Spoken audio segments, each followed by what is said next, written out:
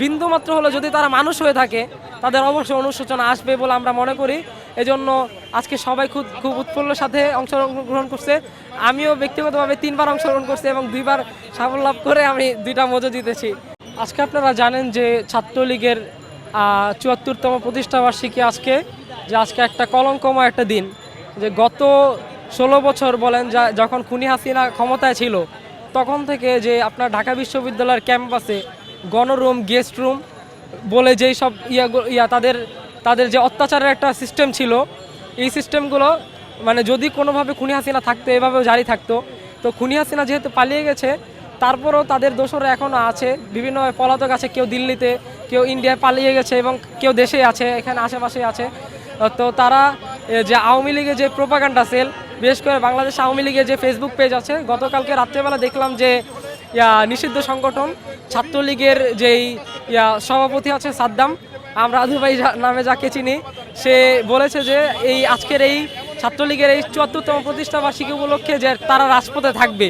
তো এই যে নৈরাজ্য তারা করতে যাচ্ছে, এই নৈরাজ্যকে রুখে দিতে ঢাকা বিশ্ববিদ্যালয়ের সাহসী কিছু ছাত্ররা যারা জুলাই ম্যাসাকার আন্দোলনে এবং বিভিন্ন স্বৈরাচার বিরোধী আন্দোলনে যারা ফ্রন্টলাইনে ছিল, এর মধ্যে এবি জুবায়ের ভাই ছিল, তাদের নেতৃত্বে আজকে একটা কর্মসূচি দেওয়া হয়েছে।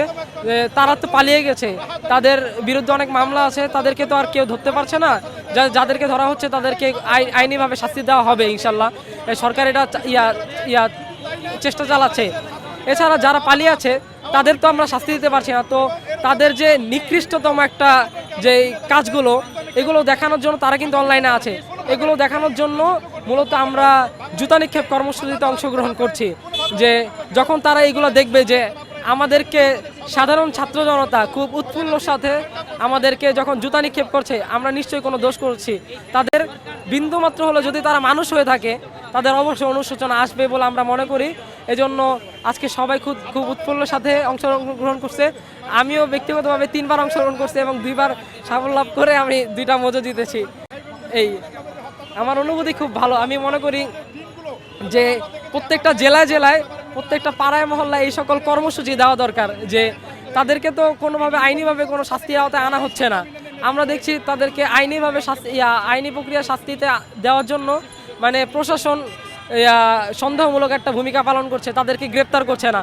অথচ এর আগে দেখেছি যে মানে অন্য কেউ জামাত বলেন, বিএনপি বলেন, হেফাজত বলেন, যারাই সামান্যতম অপরাধ যদিও না করে থাকে, কিন্তু সরকারের দৃষ্টিতে সেটা অপরাধ মনে হয়েছে যে আমার গদি প্রশ্নের সম্মুখীন হয়েছে। এটা যদি মনে করে সে আকাশে যাক কিংবা পাতালে থাক, তাদেরকে 2 মিনিটে র্যাব বা যে কোনো বাহিনীর মাধ্যমে ধরে তুলে আনা হতো, কিন্তু এটা হচ্ছে না।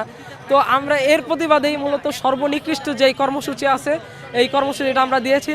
আর আমাদের এবি জুবায়ের ভাইয়ের নেতৃত্বে আজকে মানে সুন্দর একটা কর্মসূচি দেওয়া হয়েছে এবং সকলে খুব উৎফুল্লভাবে অংশগ্রহণ করছে।